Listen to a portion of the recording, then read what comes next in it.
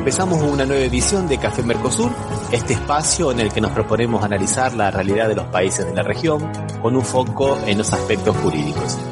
Nos pueden encontrar en www.cafemercosur.com y en las redes sociales, Facebook y Twitter, también como Café Mercosur.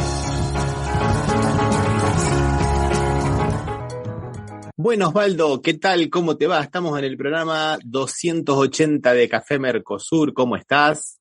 Hola Ramiro, ¿qué tal? ¿Cómo estás vos? ¿Todo bien? Bien, hoy vamos a hablar de un tema que esta semana en Argentina está teniendo bastante repercusión, que es el tema de la persecución judicial a Cristina Fernández de Kirchner, por la única causa que le queda, la única causa que han conseguido mantenerle, que es un absurdo jurídico, como vamos a ver, y es el lawfare, ¿no? Lo que nosotros venimos diciendo en este programa desde hace muchísimo tiempo, ¿no, Osvaldo? Desde los primeros programas venimos denunciando el lawfare, hace 6 años ya. Y bueno, y ahí podríamos hablar un poco de nado sincronizado con lo que fue la justicia brasileña con respecto a Lula, ¿no? Claro, esa es la idea, recordar todo esto, porque vos sabés que me ha hecho recordar muchísimo todo esto que estamos viendo, que estamos viviendo en Argentina, lo que nosotros ya vivimos acá en Brasil, y principalmente, Osvaldo, algo que es interesante, ¿no? Mucha de la gente que ahora está con Lula estuvo en su momento con el Lava Jato. El Lava Jato fue una narrativa muy, pero muy poderosa. Y bueno, de eso vamos a hablar en la segunda parte, de nuestro encuentro de Café Mercosur. Pero bueno, ahora vamos con noticias no tan buenas, ¿no, Osvaldo? Que lamentablemente nos vienen de Argentina. Tenemos noticias buenas y tenemos noticias negativas. En este caso vamos a hablar del trabajo esclavo, ¿no, Osvaldo? Sí, el trabajo esclavo que a veces parecería que acá en la Argentina el trabajo esclavo no era lo habitual, porque hay un organismo de contralor que es un organismo nacional, que es el Ministerio de Trabajo, y a su vez hay organismos regionales, cada provincia tiene su propio ministerio o Secretaría de Trabajo, que es la que se encarga de combatir, perseguir, conjuntamente a veces con la AFIP, hacer este tipo de contralor sobre el trabajo. Lo que pasa es que hay sectores que son muy difíciles de controlar, o sea, a pesar de tener un sistema bastante aceitado o con bastantes inspectores, aunque hay provincias que no tienen tanto. Escuchaba, por ejemplo, lo que pasa en algunas provincias del norte, donde hay muy pocos inspectores, y tienen que dedicarse al trabajo que es el trabajo rural, ¿no? En aquellas producciones que son más de tipo intensiva en cuanto a mano de obra, como la producción de frutas o producción de otro tipo o sea, que necesita mucha mano de obra. A veces en la producción agrícola ganadera que se presenta en el núcleo de la Pampa Húmeda, en las provincias que es el centro del país o el centro del país continental, diríamos, ¿no? Que es Córdoba, Santa Fe, Buenos Aires y Entre Ríos. Esto no se presenta tanto porque la producción no es intensiva de mano de obra. Hay, pero no es tanto. En cambio hay lugares donde sí se da, que hay muchos trabajadores no registrados y casi reducido a la servidumbre. Sí, eso es un tema bastante complicado, Osvaldo. Lamentablemente es endémico en países como, bueno, en estos países latinoamericanos, ¿no, Osvaldo? Pero no solamente latinoamericanos. Yo estaba viendo algunas cosas, Osvaldo, por ahí de otros países que nosotros solemos no considerar tanto y bueno, viste, yo te digo la verdad, es una realidad muy triste. Creo que recomendamos nosotros, el programa que hicimos hace un tiempo atrás, ¿te acordás, Osvaldo? Cuando hablábamos de las nuevas formas de esclavitud, ¿no? De la esclavitud moderna y bueno, es eso. Ese mismo rubro es el que más representa las modalidades de esclavitud o reducción a servidumbre, ¿no? Porque en realidad no tendría que ser esclavitud porque no se compran ni se venden, o sea, no dejan de ser personas aunque sean reducidas a la servidumbre, ¿no? Que el esclavo era una no persona, era una cosa. En este caso no, pero se da en países centrales, en la misma Europa, sobre todo en la producción de frutas y eso. A veces los trabajadores, también tienen trabajadores golondrina que se desplazan por varios países haciendo esa producción con una mano de obra muy barata. como pasa acá, que van pasando, cuando no coincide, cosechan uva en algún momento, fruta en otros lugares, citrus en Entre Ríos o en Corrientes, así se van desplazando, y ahí, pero por suerte no, o sea, hubo un control que se llevó adelante acá en la Argentina y que tuvo muchos detenidos y muchas, ¿cómo se llama? Sentencias, ¿no? Uh-huh.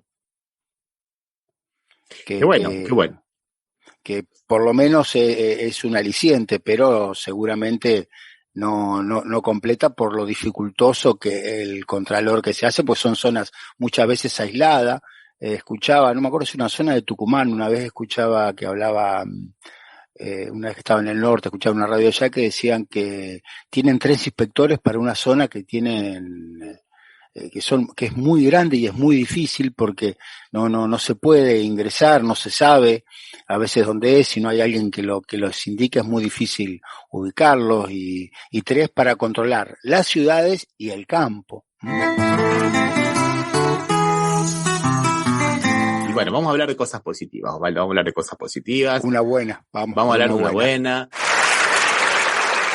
Vamos a hablar de Bolivia entonces, ¿qué te parece? Bueno, sí, muy buena la noticia de Bolivia relacionada con el litio, ¿no, Ramiro? Relacionada con el litio, este proyecto que hay, ¿no? Desde hace tiempo, desde antes del golpe, inclusive que algunos fanfarrones como Elon Musk dijeron que ellos habían dado el golpe por el tema del litio. Yo no sé si Elon Musk, que el CEO del dueño de la empresa Tesla, es verdad o es mentira que él dio golpes, pero bueno, el litio está dentro del problema geopolítico mundial actual, que es básicamente el tema de las energías, ¿no? La empresa Quantum Motors, una empresa pionera en la construcción de autos eléctricos en Bolivia, dio un paso para la industrialización del litio del Salar de Uyuni con una fábrica de baterías, ¿no? Y ya están pensando en exportar a Paraguay y a Perú. Sí, no solo para el mercado boliviano, porque fabrica sus propios automóviles, sino también exportar a Perú y a Paraguay las baterías de litio, aunque hace una aclaración, ¿no? Que por ahora tiene un porcentaje que es el 20%, pero que va a ir aumentando el porcentaje de litio, ¿no? En el componente de litio boliviano es el 20%, lo demás viene de China, pero va aumentando, y se escuchaba una empresa del Estado que se dedica a la explotación de litio, y el año pasado exportó algo así como $11 millones, y creo que este año ya exportó más de 20 en este primer semestre, o sea que realmente está aumentando la producción y espera que siga aumentando constantemente, sin dejar de considerar que Bolivia es la primera reserva detectada de litio en el mundo, ¿no? Es verdad, Osvaldo. Y ya que estábamos hablando de litio, no podemos dejar de hablar de la propuesta de López Obrador, el presidente de México, que quería crear una especie de la OPEP del litio. Está bueno eso que se haga. Pero ya que estamos hablando de Manuel López Obrador, ha sido una figura central en la política actual, me parece, porque ha dado unas declaraciones muy, pero muy interesantes en la actual crisis geopolítica. ¿Querés que lo escuchemos y después lo comentamos? Dale, a ver. Acordar entre todos los pueblos, las naciones, una tregua de cuando menos 5 años para poder enfrentar la crisis que afecta a los pueblos.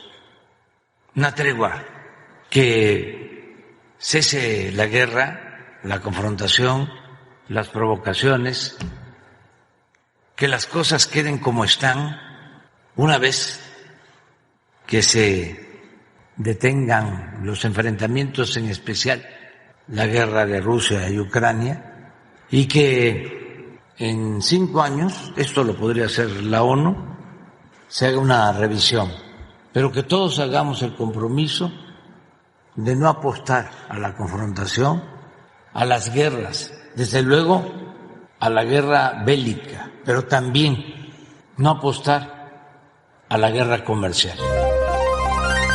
Bueno, me parece un poco difícil, pero una expresión de deseo magnífica y maravillosa. Nosotros no solemos hacer editoriales aquí, Osvaldo, pero yo no puedo dejar de ver 2 cosas que han ocurrido en esta última semana que creo que apuntan en el mismo lado. Por un lado, la incongruencia de la política norteamericana con relación a China, ¿no? Que desde 1972, en su política de reaproximación que inició en su momento Henry Kissinger, viene reconociendo la política china de una China, dos sistemas, y Taiwán siendo territorio chino.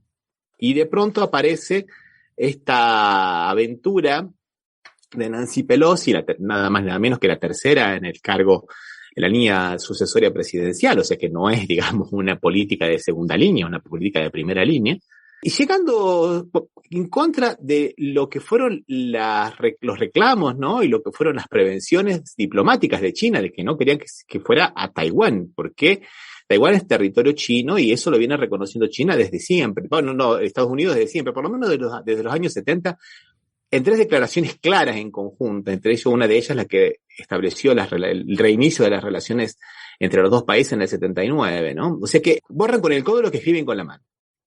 Eso es lo que yo quería pensarlo. Pensarlo en lo que hace otra fuerza de la OTAN, como es Gran Bretaña, con Argentina, que por un lado quiere que nosotros apoyemos a Ucrania por el principio de la soberanía y de la indivisibilidad del territorio. Principios que ellos violan en Malvinas. Y ahora, con este nuevo descubrimiento de los aviones que están invadiendo el espacio aéreo argentino para ir de Chile a las Islas Malvinas, gracias a los radares que se han instalado últimamente, o sea, vos fíjate que ellos se manejan como si el mundo fuera de ellos.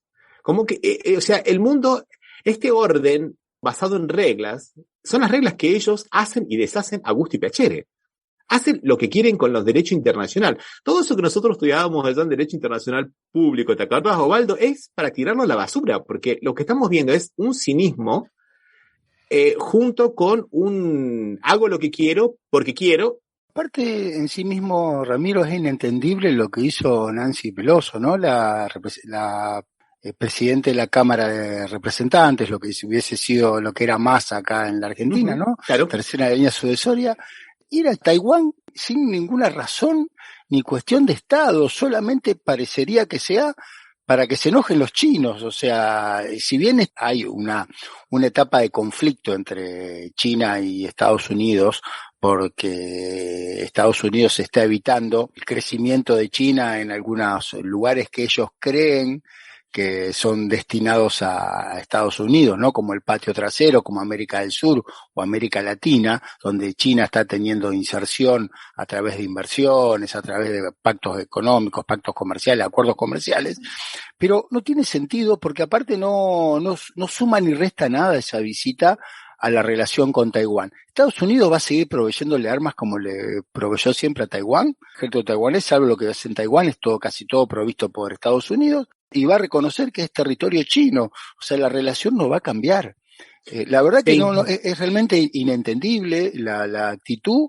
No sé si habrá querido tapar alguna cuestión de política interior, no sé qué habrá. Sí, hay varias hipótesis al respecto, ¿no? Hay varias hipótesis al respecto. Yo estaba escuchando un analista que dice que lo hacen porque están, digamos, testando los límites, ¿no? Te están probando los límites, a ver hasta dónde pueden. Pero no importa, por ahí lo que por ahí nos interesa a nosotros, Osvaldo, es que ¿qué podemos esperar nosotros de ese tipo de relaciones diplomáticas, ¿no? Y entender que nosotros tenemos una fuerza de la OTAN en las Islas Malvinas, en Latinoamérica. A veces entender eso no es poca cosa. Pero también lo tenemos a AMLO, porque el AMLO ha estado muy locuaz y muy elocuente, digamos, con una cuestión también interesante que tiene que ver con la libertad. Mirá lo que dice con relación a lo de Assange, ¿no? Exhortar, para pedir, para llamar a que se le otorgue un indulto a Assange. Si no lo hace, van a quedar manchados. Y hay que empezar con la campaña de que si lo llevan a Estados Unidos y lo condenan, pena máxima y a morir en prisión, empezar la campaña de que se desmonte la Estatua de la Libertad que entregaron los franceses y que está en Nueva York, porque ya no es símbolo de libertad. Que desmonten la estatua de la libertad que le entregaron los franceses. Me pareció excelente ese pedido de AMLO. Creo que hacen falta voces que nos inviten a soñar, a las utopías, ¿no, Osvaldo? Bueno, vos sabés que escuchaba los dos recortes que pusimos sobre lo que dijo AMLO, ¿no? Y pienso en el político mexicano que no permite la reelección una vez que sos presidente no podés volver a hacerlo, y con una figura con tanta centralidad como la que tiene AMLO, ¿quién podrá seguir esa senda, ¿no? De esas opiniones que a veces son tan útiles, siendo que él no quiere salir fuera de México, a veces manda a la esposa, que vino acá a la Argentina, o sea, enviados de él, pero no. ¿Quién lo reemplazará en esa voz que es tan necesaria en América Latina, ¿no? Ahora que aparentemente hay un puente tendido entre México, Colombia, Chile, Argentina, Bolivia, y bueno, todos estamos esperando en octubre qué pasa con Brasil, ¿no? Menos de 60 días, Osvaldo, menos de 60 días. Vamos a escuchar una canción pensando que mañana, día 7, domingo 7, asume Gustavo Petro la presidencia y Francia Márquez la vicepresidencia en Colombia. Vamos a escuchar justamente una canción relacionada con Colombia y después le damos la bienvenida a Sergio Rossi. ¿Qué te parece? Dale, vamos. Gracias, Padre Eterno, por esta nueva Colombia. Aquí pensaban seguir con Uribe en el gobierno y Colombia hacia el infierno la pensaban dirigir y seguir de modo cruel al campesino expropiando y a la izquierda asesinando, y Petro llegó al poder y se asustó la corrupción. Con Petro Colombia empezó a cambiar y se asustó la corrupción. Con Petro Colombia empezó a cambiar. Francia, qué grande eres, ejemplo para muchas mujeres. Aquí pensaban seguir cabalmente en elecciones, comprar votos por montones para hacerse reelegir y seguir de modo cruel a Colombia budineando para seguirse llenando, y Petro llegó al poder y se asustó la corrupción. Con Petro Colombia empezó a cambiar y se asustó la corrupción. Con Petro Colombia empezó a cambiar. Marvel, ustedes aquí no sobran.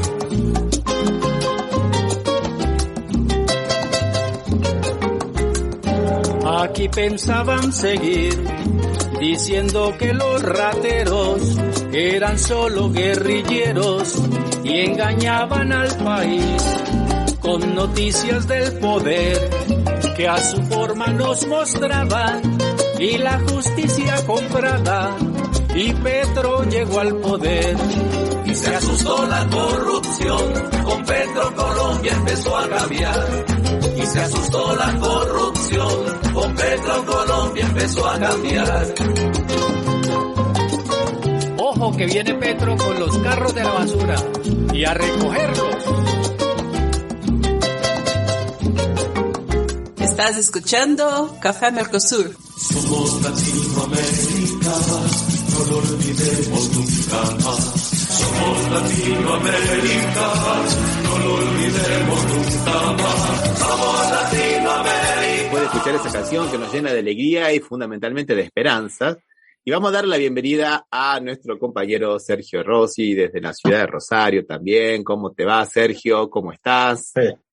Bien, muy bien, aquí bailando con este ritmo colombiano, o basado en otros ritmos. Muy linda canción, letra dura, por supuesto, aires de cambio en la Colombia. Te convidamos hoy para hablar de dos cosas fundamentales. Una, un evento extraordinario en la ciudad de Rosario, ¿no? Los 35 años de la revista tuya. 30 años, desde 1992 a 30 años. 30 así años. Así es. El acto que realizamos la semana anterior, con gran éxito, fue algo realizado por columnistas, invitados especiales, y bueno, ya en breve vamos a tener la nota respectiva, porque tenemos que unir videos, hacer una producción de lo que se dijo ahí. La jornada duró aproximadamente 45 minutos, el acto de desarrollo social, periodístico, cultural. Bueno, eso por un lado, y por otro queríamos también pedirte que nos hablaras un poquito de tus primeras impresiones relacionadas con el rumbo económico, ¿no? El rumbo económico que está tomando Argentina. Antes de eso, vamos a mostrarte una publicación positiva de la economía del diario Clarín. No lo podemos creer, apareció en la página 28. Pero apareció, Sergio, tuvieron que decirlo, ¿viste? Que tiene que ver con que la indigencia cayó de bastante, del 11,2 al 8%, y la pobreza también cayó del 39,5 al 34,2% en el primer trimestre de este año, a niveles prepandemia, ¿no? De prepandemia. Eso es la primera noticia del diario Clarín, que la pusieron allá atrás, ¿viste? Como para que la lean solamente aquellos que la están buscando. Hay que andar haciendo prospección de noticias buenas en el diario Clarín. Y la otra es que... Página 28, no fue tan lejos. Más de la mitad del diario fue. Y la otra es que cayó, aumentó el empleo, ¿no? Aumentó el empleo en un año, de mayo a mayo, nada más ni nada menos que 581.000 empleados nuevos trabajadores, con lo cual ha caído más el desempleo, y ha sido básicamente en el sector privado, a pesar de que ellos decían que era por causa del cuentapropismo y el empleo informal. Pero según los propios números, lo que ha, digamos, impulsado este aumento en el empleo ha sido justamente el crecimiento y el sector privado. Viste que ellos dicen que siempre los gobiernos populistas llenan de empleados públicos para aumentar los números del empleo, ¿no? En este caso, los propios números se lo demuestran la falacia de eso, ¿no, Sergio? Así es, y esto que vos mencionabas de la función del nuevo ministro de Economía, Sergio Massa, de un ala más política que técnica en lo que se refiere a la gestión, tal como él lo anunció, no es el elegido la bala de plata, el salvador, el mago, sino que viene a contribuir con la política que viene llevando desde hace un par de años el Frente de Todos, teniendo que campear, obviamente, las dos pandemias, la pandemia biológica del coronavirus y la pandemia que nos dejó el gobierno anterior, de desolación, destrucción de la industria, retroceso, estancamiento, retrocediendo en muchas áreas productivas del gobierno anterior, periodo 15-19. Así que, bueno, las primeras impresiones obviamente son positivas, a pesar de haber tenido otra figura momentánea. Por estas 2-3 semanas creo que estuvo la ministra Batakis, y el economista que tenemos colaborando en nuestra revista, analizamos tanto la gestión de Guzmán en su momento, el problema del plan que no se mostraba, salvo los acuerdos con el Fondo Monetario, y digamos el rumbo económico que no existía. Ahora parece ser que el ala política lo muestra y se plantea ciertas cosas. Obviamente faltan muchas, ahora vamos a ver algunas de las cuales pueden ser, pero creo que es un cambio positivo de imagen, de templanza, de análisis. Creo que la mayoría de los analistas han hablado dentro de todo en forma positiva, obviamente que urge las cuestiones sociales, las cuestiones de la inflación, que no se detiene, la especulación, los grupos económicos, el forzado a querer la devaluación para los grupos agroexportadores. Así que, bueno, toda esa cuestión es lo que este nuevo ministro deberá resolver.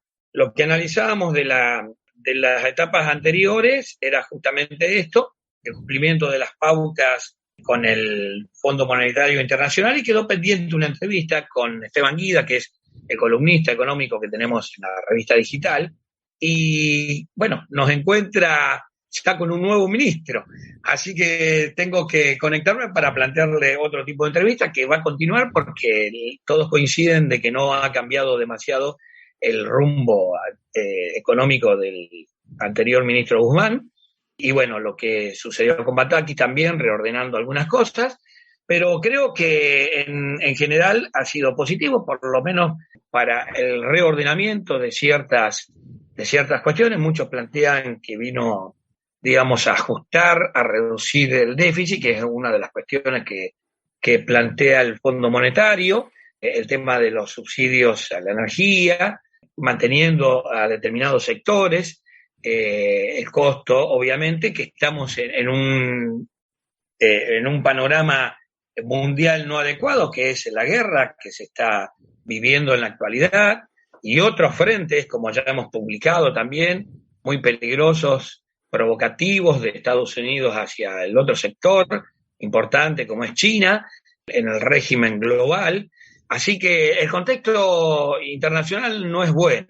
Lo que pasa es que aquí en nuestra política entre casa creo que faltan algunas cosas que también venimos sosteniendo desde la revista digital, como es el tema del dinero, la ley de entidades financieras, que está pendiente, ha cumplido este año, en febrero, 45 años desde la instrumentación hacia favorecer la especulación, los grupos internacionales de bancos, las grandes corporaciones, y eso ningún gobierno del periodo democrático último que tenemos lo ha tocado. Hubo varios proyectos, pero nunca se pudo realizar. Ni siquiera en el último gobierno de Cristina Fernández también, con toda su fuerza de militancia, de gran cantidad de leyes que han pasado por el Congreso Nacional, sobre todo en el área laboral. Este resorte del poder económico no se ha podido modificar. Sí, no se ha podido modificar, como también otras cuestiones que ahí vamos ya continuando con el grupo agroexportador, y lo vienen planteando muchos sectores del campo nacional y popular, un gran acto que hubo aquí en Rosario en la Bolsa de Comercio, como es el sector de exportación en el río Paraná.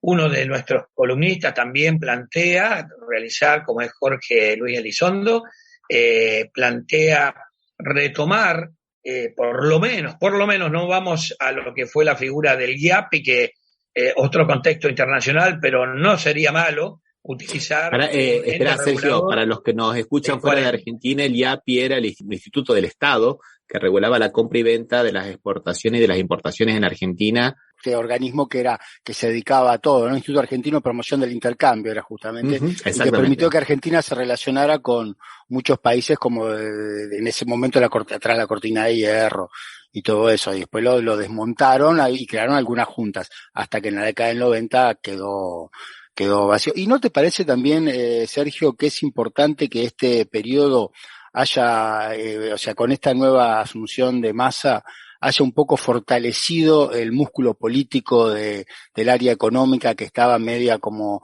dejado? Si uno ve atentamente las principales críticas vienen de la extrema derecha o de la extrema izquierda. O sea, no, los demás están o a la expectativa o esperando a ver qué pasa.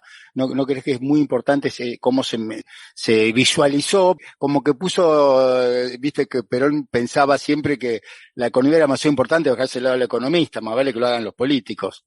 Así es, sí, coincido plenamente con vos, Osvaldo. Creo que necesitamos, más allá de los honores y títulos que este ministro que tuvimos reconocido internacionalmente en ciertas escuelas economistas de Estados Unidos, premio Nobel como Stiglitz, pero me parece que sí, tenemos que tener justamente la visión desde la política, y obviamente lo que está faltando en estos momentos, que es cambiar el criterio de redistribución de la riqueza de nuestro país. Creo que eso es la llave fundamental. Esperemos que Alberto Fernández, el nuevo equipo económico de Sergio Massa, pueda llevar adelante todas estas cuestiones que planteamos de máxima, o por lo menos intervenir, o que el Estado tome una nueva intervención en la economía, sobre todo. Una de las cosas que quiero destacar de lo que planteaba Massa en su conferencia de prensa es el control del sector exportador e importador, la sobrefacturación y la subfacturación, que obviamente ahí se desangra, como plantea uno de los escritores en un libro, la Argentina, la riqueza argentina que perdemos. Dejar de estudiar tanto la pobreza para empezar a estudiar la riqueza, ¿no? Cómo se hace esa riqueza y cómo se evade, elude y algunos otros mecanismos para justamente no pagar impuestos. Les propongo que escuchemos un tema musical de La Vaca Multicolor llamado Sanseferino y después continuamos hablando de Cristina y de Lofer. ¿Qué les parece? Ruta vacía en la ruta de un sanseferino que ya no está. Prende una vela pa'l santo del campo seferino Namuncurá. Ruta vacía en la ruta de un sanseferino que ya no está. Prende una vela pa'l santo seferino Namuncurá.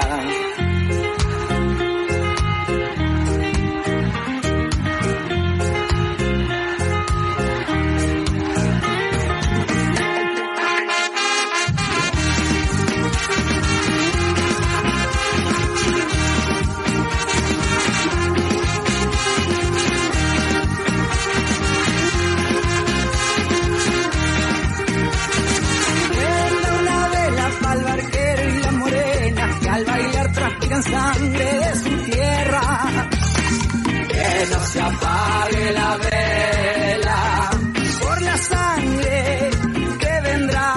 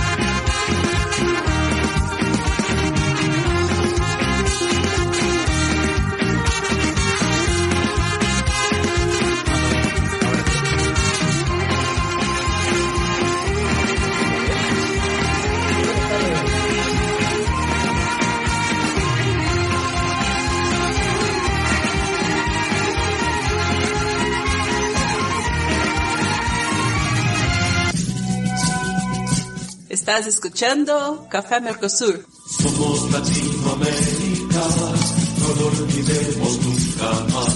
Somos Latinoamérica, no lo olvidemos nunca más. Somos Latinoamérica. Seguimos con el programa. ¿Tenés alguna noticia de Rosario, de nuestra querida Rosario, Sergio? Hemos publicado nosotros una actividad que realizó la editorial Ciudad Gótica, un encuentro a nivel nacional que se desarrolló en el Centro Cultural Roberto Fontana Rosa esta semana sobre jóvenes escritores, un foro nacional donde participaron en forma virtual y presencial.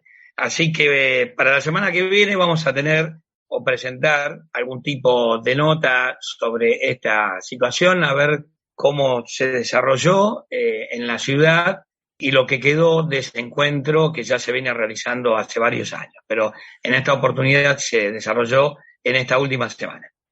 Bueno, vamos Importante ahora... editorial de Ciudad Gótica de Rosario, ¿eh? Es donde escribís vos, Osvaldo, ¿no? Claro, porque es una colección de cine que es muy buena. Ah, sí, exactamente. Toda la cuestión de la agrupación Gente Amiga, que está Sergio Fuster ahí, grupo de cinéfilos de la ciudad. Sergio Fuster, a quien le aprovechamos para mandarle un gran abrazo, y también vamos a aprovechar para mandarle un abrazo a Vinicius Couto, a Cristian Sales, y a nuestro queridísimo amigazo de Rosario también, a Alberto Ciacia y a Delia y a toda la gente de Rosario, tan entrañable esa ciudad. Antes de hablar de Cristina, lamentablemente vamos a tener que hablar de una noticia bastante triste que ocurrió aquí en Brasil, que es, digamos, un acto de racismo político. Es la destitución de este concejal, de Renato Freitas, en la ciudad de Paraná. Lo han acusado falsamente, nuevamente, o sea, el lawfare no solamente lo vamos a ver en las instancias judiciales, sino también lo podemos ver dentro de los cuerpos legislativos con funciones judiciales, como en este caso el Consejo Deliberante, que le ha hecho un proceso de ética porque supuestamente él habría invadido una iglesia. En realidad era una iglesia donde él entró a pedir por la gente afrodescendiente, ¿no? Pero en ningún momento hubo agresiones ni nada por el estilo. Inclusive el padre de la iglesia no lo entendió como una agresión, no hubo denuncia, no hubo absolutamente nada. Lo que sí hubo fue mucho lawfare. Un concejal opositor aprovechó esto, editó vídeos falsos con acusaciones absolutamente infundadas. ¿Y cómo rompen todos los esquemas? Porque tienen un plazo peremptorio de 90 días para hacer el proceso de destitución. Se pasaron los 90 días legales y ellos inventan de que por reglamento interno los 90 días son días útiles y que también pueden prorrogarlos. O sea, rompieron los esquemas, un plazo que es peremptorio, un plazo que es digamos, que es de orden público inclusive, porque las personas no pueden estar subteniendo un proceso ad eternum, y rompen todo eso con la finalidad de destituir, que es una pena, ¿no? Porque además de destituirlo como concejal, viene la inhabilitación por 8 años más, por los 2 que tiene de mandato y 8 años más de inhabilitación para ejercer cargos públicos, que es una verdadera pena. O sea, han roto todo y es la primera vez en 300 años en la Cámara, el Consejo Deliberante de la ciudad de Curitiba, en Paraná, en el sur de Brasil, que esto ocurre. Claro que nos remonta a lo que le hicieron a Dilma Rousseff también, ¿no? Y de alguna manera que pasó a nivel nacional, pero esto es, digamos, a nivel local, es el mismo esquema, ¿no? Una cosa horrible. ¿Qué les parece a ustedes? Sí, la verdad que no tienen límites cuando se trata de la defensa de los valores culturales y populares. Eso es lo que yo veo. El poder económico no perdona. Eso es lo que veo. Y no respetan las mínimas normas del debido proceso, me parece. Parecería que fuera una necesidad del lawfare, ¿no? Que se pidiera que no se respetara el derecho de defensa, que se desvirtuara un montón de principios protectorios del imputado o del supuesto responsable del hecho, ¿no? Siempre se le conculcan derechos para que no pueda, como vamos a ver ahora, ¿no? Como pasó con Lula y como está pasando en este momento acá. Y como está pasando en Argentina, vamos a escuchar la denuncia que hace Cristina Kirchner y después continuamos hablando ya, entrando en el tema del lawfare que le hicieron a Lula y todos los paralelismos con lo que le están haciendo a Cristina. ¿Por qué se armó todo esto? ¿Fue solamente la política de querer condenar al adversario político y decir que son todos unos ladrones, se robaron todo, un PBI, no sé cuántas cosas más? ¿Es solamente el ganar una elección? No era solamente eso. Eso lo sabemos después de 4 años de gobierno. Venían a hacer lo que hicieron, a decir que nos robábamos todo, mientras tanto endeudaron al país en un PBI, en serio, ellos lo endeudaron. Con comisiones del señor Toto Caputo, del señor Sturzenegger, todo todos ahora dando clases en el exterior, mientras los argentinos no tenemos ni para comer. Eso vinieron a hacer, pero para hacer eso había que convencer que los que le dábamos subsidios a las tarifas, que los que creamos la UH, que los que sacamos al país del endeudamiento, éramos todos unos chorros, porque entonces era mucho más fácil endeudar al país y hacer lo que hicieron. Esto es lo que ha pasado en la República Argentina. Había que condenar a un gobierno, el de Néstor Kirchner, que desendeudó al país. Había que traer de vuelta al Fondo Monetario Internacional.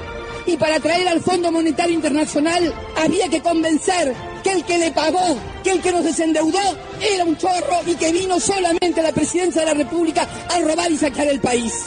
Eso es lo que hicieron.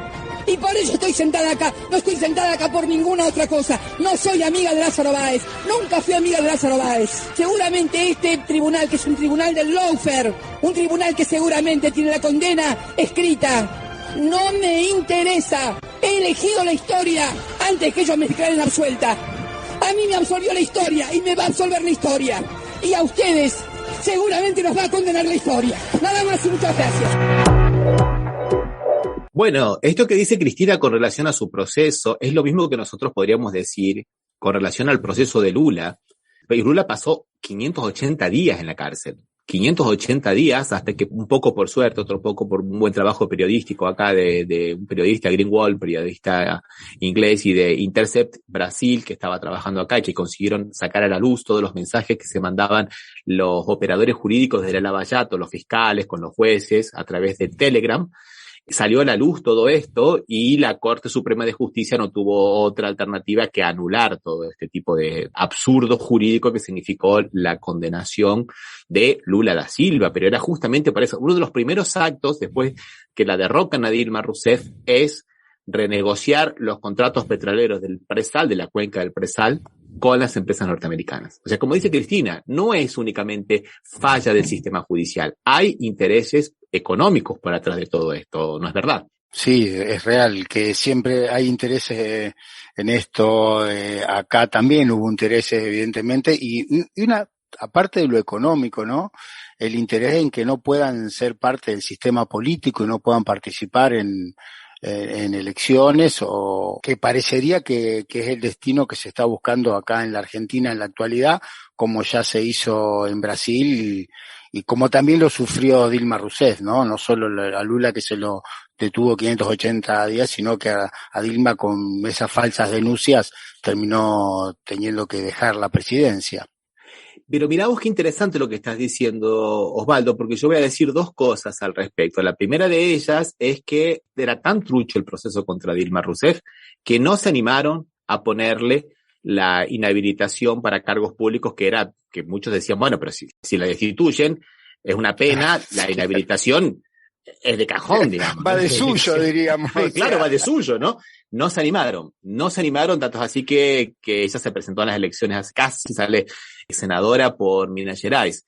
Sí, totalmente de acuerdo. Acá el primer objetivo es meterla presa. Y el segundo es, si no puede ser eso, porque va a ser muy difícil, es justamente inhabilitarla para sacarla de la escena política, básicamente. Y es interesante todo esto porque hay un paralelismo tan grande entre el discurso de uno y el discurso de otro. Por un lado tenemos en el 2016 los fiscales de la Lavallato en una presentación mediática muy rimbombante, en pleno horario, en plena cadena nacional, en un PowerPoint donde todas las flechas apuntaban hacia Lula, y ellos dijeron en esa oportunidad, no tenemos pruebas, pero tenemos convicciones. O sea, las convicciones y las convicciones alcanzaron para meterlo a Lula preso. Y después lo escucho el martes cuando arranca este fiscal Luciani, tan vehemente, que parece que ahora es vehemente, nunca lo fue, hablando también de una forma así, digamos, exagerada y rimbombante, y diciendo, no tenemos prueba, pero es de sentido común. O sea que ahora condenamos por el sentido común. Yo les digo la verdad, hay un paralelismo tan grande, y después yo estaba escuchando algunas otras cosas, por ejemplo, ¿no? Lo mediático ahora, porque no nos olvidemos que el lawfare tiene la parte mediática, ¿no? Acá se usó mucho las 4 instancias, pero Lula fue condenado en 4 instancias, Condenación por 4 instancias. No, señores, Lula fue condenado en 2 instancias. Un juez, como tantas veces hemos dicho aquí, Osvaldo, ¿no? Juez Moro, todoterreno, una prueba de todo, un juez de provincia, digamos la verdad, porque es un juez de la ciudad de Curitiba, en la provincia de Paraná, o en el estado de Paraná. La sala de una cámara, que era la sala 8 del Tribunal Regional 4, una sala que hacían de todo para que estuvieran siempre los mismos 4, y que no viniera nadie a integrarla, y después nada más, con eso consiguieron condenar a Lula. Y las otras 2 instancias eran sobre hechos incidentales, o sea, accidentales. Nunca las otras 2 instancias superiores a esto fueron al fondo de la cuestión. Pero bueno, ese número 4, en 4 instancias, entonces eso se repetía diuturnamente, todo día, mañana, tarde, noche, mañana, tarde, noche. Y ahora yo veo que, muy parecido en Argentina, aparecen las 3 toneladas de prueba, ¿no?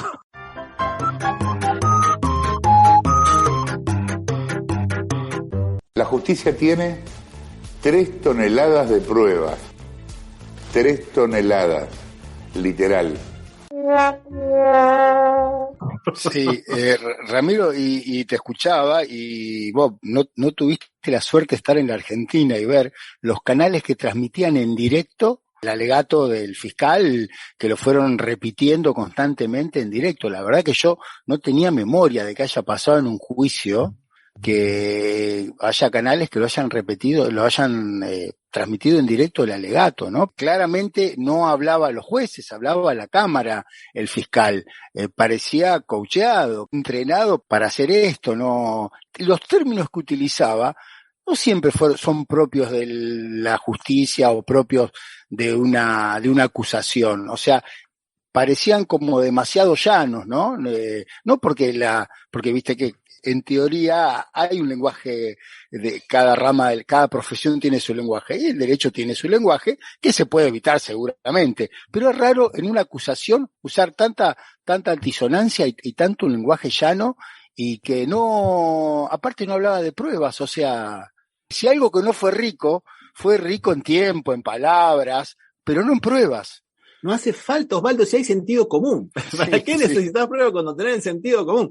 No, lo que vos estás diciendo, Osvaldo, ahora disculpen que entre a mi lado lingüístico, de lingüista, es totalmente cierto. Cuando nosotros estábamos hablando de la comunicación, siempre pensamos en el esquema de los años 60, ¿viste? El mensaje, el medio y el que recibe, ¿viste? El receptor. Sí. No, la nueva retórica dice que no es así.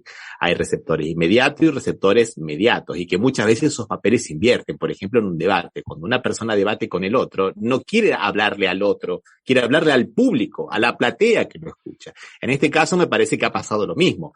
No le hablaba a los jueces, a los cuales tenía que convencer. Le hablaba a la opinión pública, porque la verdad en el caso de lawfare es muy poco lo que interesa el derecho. Si podemos romper todas las reglas, si podemos condenar con un proceso que se excede los 90 días, como le hicieron al concejal Freitas, rompiendo esa regla rígida que del derecho procesal penal. Para que no hay reglas, o sea, las reglas es lo que dice la gente, un chico que es negro, patotero, y listo, que se vaya, no más concejal. La Cristina Schorra robó, como dicen ellos, es una matriz de corrupción. Acá en Brasil se hablaba de un esquema de corrupción.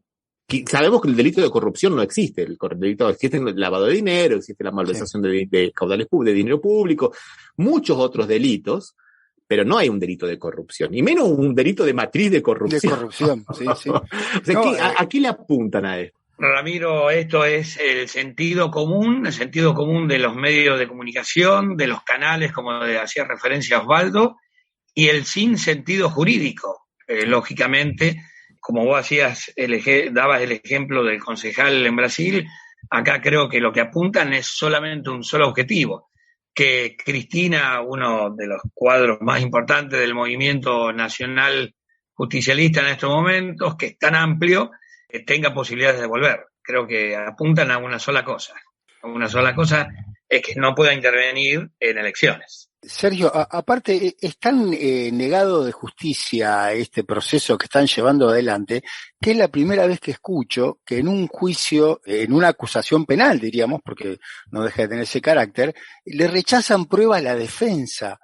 Pero no porque sea impropia, lo cual sería lógico si yo pidiera, qué sé yo, que vieran las exportaciones, o sea, las rutas que se hicieron en Estados Unidos. Lo único que pidió la defensa fuera que se hiciera el estudio de todas las 51 obras y no una parte nada más de las obras.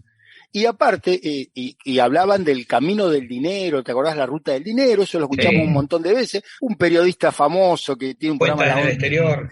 Claro, pero el camino del dinero K, La ruta del dinero K. La ruta del dinero K.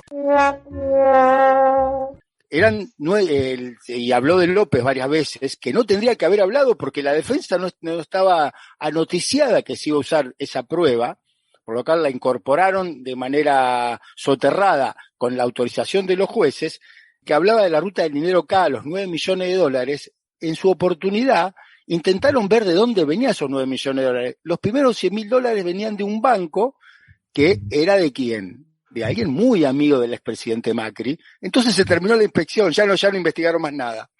Y acá, en este caso, 51 obras, ¿y cuántas investigaron? 5. Y en las 5 ni siquiera hay prueba determinante.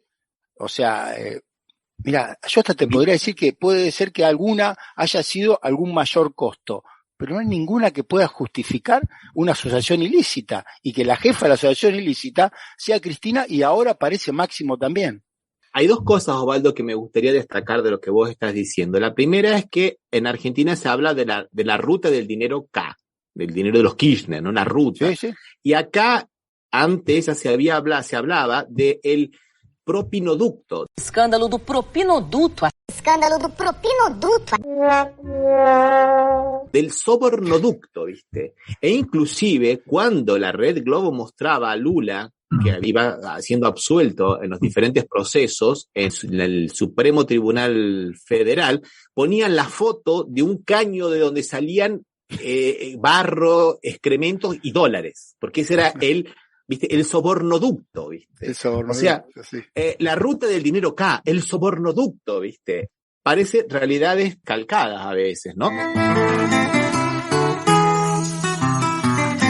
Eso por un lado. Y claro, ustedes por ahí estaban hablando de la causa de Argentina, que hay que decir un poco también que se refiere a obras que hacen en la provincia de Santa Cruz, pero que las hace la provincia de Santa Cruz y que se rigen por las leyes de la provincia de Santa Cruz. El acto administrativo es en la provincia de Santa Cruz. Y el fiscal acá dice que es un acto administrativo nacional. ¿Por qué? ¿Dónde está el nexo de conexión entre Cristina y una obra que se realiza en una provincia? También es aprobada y parte del presupuesto, es parte de un proyecto, pero bueno, la controla la vialidad provincial, la controla el gobernador. ¿Y cómo que no se llama también, no se procesa al que era el gobernador, al que era el director de vialidad de la provincia? Y además, como decís vos, de 51 obras, ellos eligen 5 obras. O sea, como si, viste, 5 obras ya serían, digamos, podemos hacerlo por carácter extensivo a toda la obra, viste, que se hace. Y es un poco lo que dice Sergio, ¿no? Lo que se trata de, tanto en el caso de Brasil como en el caso de Argentina, lo que se trata es de disciplinar a todo un partido político o movimiento político. Lo que dice el fiscal Luciani, que desde el 2003 se instaura una asociación ilícita cuyas obras eran con la única finalidad de beneficiar a la familia Kirchner. Entre los años 2013 y 2015 funcionó en el seno del Estado una asociación ilícita de características singulares. Una asociación ilícita de características singulares. Lo mismo que se dijo acá en Brasil. Acá en Brasil se dijo que el Partido de los Trabajadores era una asociación ilícita que hacía obras para poder cobrar sobornos y perpetuarse en el poder. Entonces, no hay partidos políticos, hay asociaciones ilícitas. Esto es una consecuencia de lo que es la ley antiterrorista de Estados Unidos. Acá le han cambiado el terrorismo, como dijimos varias veces, y le han dado el sesgo o el caminito, digamos, el atajo de la corrupción. Pero es más o menos lo mismo. Lo que tratan de acá de criminalizar es al Partido de los Trabajadores y, como lo dijo claramente, al kirchnerismo, como lo dijo claramente el fiscal. Una asociación ilícita entre Cristina entre Néstor Kirchner y puso algunos más, inclusive, ¿no? Cristina era senadora en su momento, ¿no? Sí, ahora agregó a Máximo también, entre otras cosas. Y ahora lo trae a Máximo. Lo trae a Máximo también, que es uno de los hijos de Cristina y Néstor.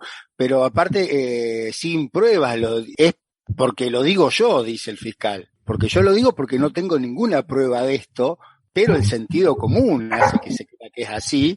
Sería la primera vez que se condena a alguien por prueba indiciaria, diríamos, porque no hay prueba concluyente, no hay ninguna prueba solamente hay indicios que dice el fiscal, ¿no? Pero no le faltan la parte fáctica, probar hechos. Sí, como para ir más o menos cerrando todo esto, yo había dicho que acá en Brasil sí eran necesarias 2 instancias, ¿no? Era un juez de primera instancia que dispuesto a todo, en Argentina tenía su correlato en Bonadío. Estos jueces son los que siguen la causa de Bonadío, que rompieran con las reglas de la competencia. Acá inventaron que todo lo que pasaba cerca de la Petrobras era de competencia de Curitiba y del juez Moro. Acá el sabolillero que siempre le salían las cosas a Bonadío, de 13 causas. La bolilla Bonadío siempre estaba. Siempre, sí, tenía todas las bolillas. Y acá te dirigimos la segunda instancia, que era el TRF4, ¿no?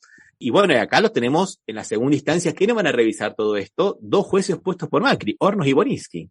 O sea que tiene razón Cristina cuando dice esto ya está hecho. Un tribunal que seguramente tiene la condena escrita. Lo que yo espero que no ocurra en Argentina lo mismo que ocurrió en Brasil, que todo el mundo especulaba con los plazos procesales. Bueno, Lula lo condenaron en primera instancia, ahora en la sala 8 del TRF4 va a demorar 1 año y medio, entonces Lula se va a poder presentar a las elecciones. En 24 días lo condenaron de segunda instancia a Lula. Saltearon todas las causas que tenían y lo condenaron en 24 días. El juez Thompson llegó a decir, a las 48 horas de haber recibido el expediente de más de 1.600 páginas, llegó a decir, lo que dijo el juez Moro es impecable, no sé cómo lee tan rápido ese hombre. En 24 días le pusieron el sello, vale, condenado, y con eso lo metieron preso. Entonces es muy posible que en estos tiempos del lawfare que no se cumplan los plazos normales procesales de un proceso, que tienen un proceso. Entonces creo que especular con que los tiempos no van a dar, con que después va a apelarse con esto y con aquello,